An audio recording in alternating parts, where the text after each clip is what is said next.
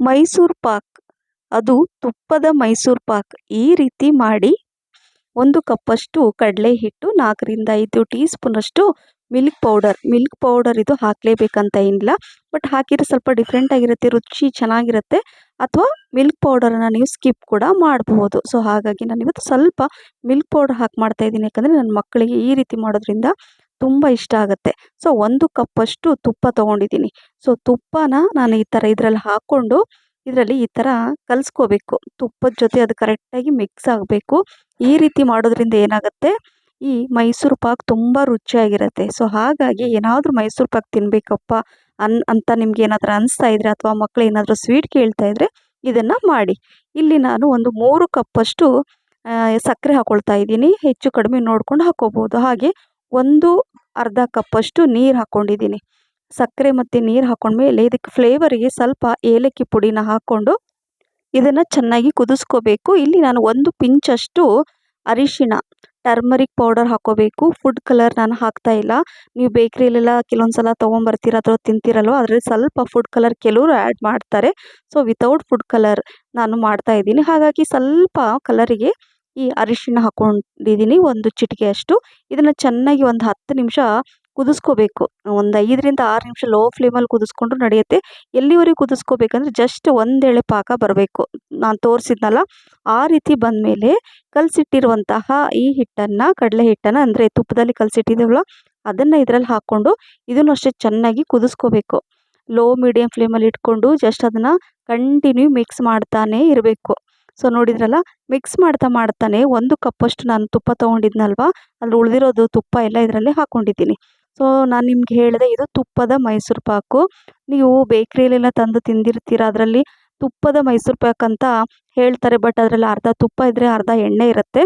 So pure ಘೀ ಅಥವಾ pure ತುಪ್ಪದಿಂದ ಮಾಡೋದು ತುಂಬ ಕಡಿಮೆ ಮಾಡ್ತಾರೆ, ಬಟ್ ತುಂಬ ಕಡಿಮೆ. ಎಲ್ಲರೂ ತುಪ್ಪದಿಂದನೇ ಮಾಡಲ್ಲ. ಆದಷ್ಟು ತುಪ್ಪ ಕಡಿಮೆ ಆದರೆ ಎಣ್ಣೆ ಪ್ರಮಾಣ ಜಾಸ್ತಿ ಹಾಕಿ ಮಾಡ್ತಾರೆ. ಸೊ ಹಾಗಾಗಿ ಮನೆಯಲ್ಲೇ ಈ ರೀತಿಯಾಗಿ ಮಾಡಿ ತಿನ್ನಿ. ನಾನು 1 ಕಪ್ಪಷ್ಟು ಮೊದಲು ತುಪ್ಪ ಹಾಕಿದೆ, ಮತ್ತು ಇನ್ನೊಂದು ಸ್ವಲ್ಪ ತುಪ್ಪ ಸ್ವಲ್ಪನೇ ನೋಡಿಕೊಂಡು ಹಾಕ್ಕೊಳ್ತಾ ಮಿಕ್ಸ್ ಮಾಡ್ತಾ ಹೋಗಬೇಕು. ಅಂದರೆ 1/4 ಕಪ್ಪಷ್ಟು ನಾನು ಇಲ್ಲಿ ತುಪ್ಪನ ಯೂಸ್ ಮಾಡಿದ್ದೀನಿ. ಸೊ ನೋಡಿದ್ರಲ್ಲ, ಈ ರೀತಿಯಾಗಿ ಒಂದು ಹದಕ್ಕೆ ಬರ್ತಾ ಇರುತ್ತೆ. ಮಿಕ್ಸ್ ಮಾಡ್ತಾನೆ ಇರಬೇಕು, ಕಂಟಿನ್ಯೂ ಮಿಕ್ಸ್ ಮಾಡ್ತಾ ಇರಬೇಕು, ಬಿಡಬಾರ್ದು ಇದನ್ನು. ಸೊ ಸ್ವಲ್ಪ ಮಧ್ಯದಲ್ಲಿ ತುಪ್ಪ ಹಾಕ್ತಾ ಇರಬೇಕು, ಕಂಟಿನ್ಯೂ ಮಿಕ್ಸ್ ಮಾಡ್ತಾ ಇರಬೇಕು.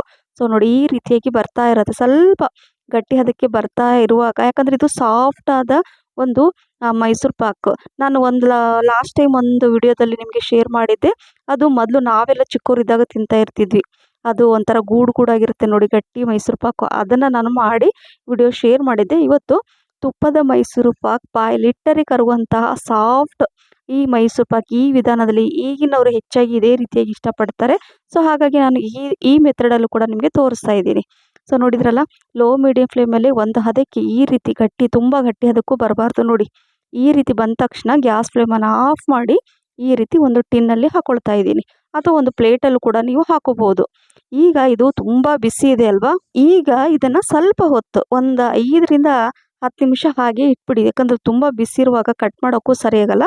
ಸೊ ನಾನು ಒಂದು 5 ನಿಮಿಷನ ಹಾಗೆ ಬಿಟ್ಟಿದ್ದೆ. 5 ನಿಮಿಷದ ನಂತರ, 5 ಮಿನಿಟ್ಸ್ ನಂತರ ನಿಮಗೆ ತೋರಿಸ್ತಾ ಇದ್ದೀನಿ ನೋಡಿ, ಈ ಹದಕ್ಕೆ ಬರುತ್ತೆ. ಇನ್ನೂ ಬಿಸಿ ಇದೆ ತುಂಬಾ. ಸೊ ಈಗ ಇದನ್ನು ನೋಡಿ, ಕೈಗೆ ಅಂಟಬಾರ್ದು ಅಷ್ಟೇ. ಈಗ ಒಂದು ಪ್ಲೇಟಲ್ಲಿ ಈ ಮೋಲ್ಡನ್ನು ನಾನು ತೋರಿಸ್ತಾ ಇದ್ದೀನಿ ನೋಡಿ, ಈ ರೀತಿಯಾಗಿ ಮಾಡ್ಕೋಬೇಕು ನೋಡಿ. ಎಲ್ಲೂ ಕೂಡ ಅಂಟ್ಕೊಳ್ತಾ ಇಲ್ಲ. ಸೊ ನೋಡಿ ಎಷ್ಟು ಚೆನ್ನಾಗಿ ಅದು ಬಿಟ್ಕೊಂಡಿದೆ. ಸೊ ಈ ರೀತಿ ಬಂದಿದೆ ಅಂದರೆ ಇದು ಪರ್ಫೆಕ್ಟಾಗಿ ಈ ಮೈಸೂರು ಪಾಕ್ ರೆಡಿಯಾಗಿದೆ ಅಂತ. ನಾನು ನಿಧಾನಕ್ಕೆ ತೆಗಿತಾ ಇದ್ದೀನಿ, ಯಾಕಂದರೆ ತುಂಬ ಬಿಸಿ ಇತ್ತು. ಸೊ ಹಾಗಾಗಿ ಬಿಸಿ ಇರುವಾಗಲೇ ಕಟ್ ಮಾಡಬಾರ್ದು. ಆ್ಯಕ್ಚುಲಿ ನಾನು ವಿಡಿಯೋ ಮಾಡ್ತಾ ಇರೋದ್ರಿಂದ ಸ್ವಲ್ಪ ಏನಂದರೆ ಸ್ವಲ್ಪ ಬೆಚ್ಚಗಿದೆ, ಅದು ತುಂಬ ಬಿಸಿ ಇಲ್ಲ. ಸ್ವಲ್ಪ ಬೆಚ್ಚಗಿರುವಾಗಲೇ ನಾನು ಒಂದು ಸ್ವಲ್ಪ ದೊಡ್ಡ ಸೈಜಲ್ಲೇ ಕಟ್ ಮಾಡ್ಕೊಂಡಿದ್ದೀನಿ. ಯಾಕಂದರೆ ನಾವು ಮನೆಯಲ್ಲೇ ತಿನ್ನೋದ್ರಿಂದ ಸ್ವಲ್ಪ ದೊಡ್ಡ ಸೈಜಲ್ಲೇ ಕಟ್ ಮಾಡ್ಕೊಂಡಿದ್ದೀನಿ. ನಿಮ್ಗೆ ಬೇಕಾದರೆ ಇನ್ನೂ ಸ್ವಲ್ಪ ಸ್ಮಾಲ್ ಸೈಜಲ್ಲೇ ನೀವು ಕಟ್ ಮಾಡಿ ಇಟ್ಕೋಬೋದು. ನೋಡಿ ಎಷ್ಟು ಸಾಫ್ಟ್ ಇದೆ ಅದು, ಯಾಕಂದರೆ ಅದು ಇನ್ನೂ ಬಿಸಿ ಇದೆ. ಸೊ ಹಾಗಾಗಿ ನಾನು ಈ ರೀತಿಯಾಗಿ ಕಟ್ ಮಾಡಿ ಇಟ್ಕೊಂಡಿದ್ದೀನಿ. ತುಂಬ ಚೆನ್ನಾಗಿ ಬಂದಿತ್ತು. ರುಚಿ ಮಾತ್ರ ರಿಯಲಿ ತುಂಬಾ ಹೇಳೋಕ್ಕಾಗಲ್ಲ, ಬಾಯಲ್ಲಿಟ್ಟರೆ ಕರಗುವಂತಹ ಈ ತುಪ್ಪದ ಮೈಸೂರು ಪಾಕ್ ರೆಡಿ ಆಯಿತು. ಈ ರೆಸಿಪಿ ನಿಮಗೆ ಇಷ್ಟ ಆಗಿದೆ ಅಂತ ಅಂದ್ಕೊಂಡಿದ್ದೀನಿ ಫ್ರೆಂಡ್ಸ್. ಇಷ್ಟ ಆಗಿದ್ದರೆ ಲೈಕ್, ಶೇರ್, ಕಮೆಂಟ್ಸ್ ಮತ್ತು ಸಬ್ಸ್ಕ್ರೈಬ್ ಮಾಡಿ. ನಿಮ್ಮ ಫ್ರೆಂಡ್ಸ್ ಮತ್ತು ಫ್ಯಾಮಿಲಿ ಕೂಡ ಶೇರ್ ಮಾಡಿ. ಹಾಗೆ ನನ್ನ ಫೇಸ್ಬುಕ್ ಪೇಜ್ ಫಾಲೋ ಮಾಡೋದನ್ನು ಕೂಡ ಮರಿಬೇಡಿ. ನೋಡಿ, ಬಾಯಲ್ಲಿಟ್ಟರೆ ಕರಗುತ್ತೆ, ಮಿಸ್ ಮಾಡದೆ ಮಾಡ್ತೀರಲ್ವ. ಮತ್ತೆ ಸಿಗ್ತೀನಿ. Thank you for watching. Bye.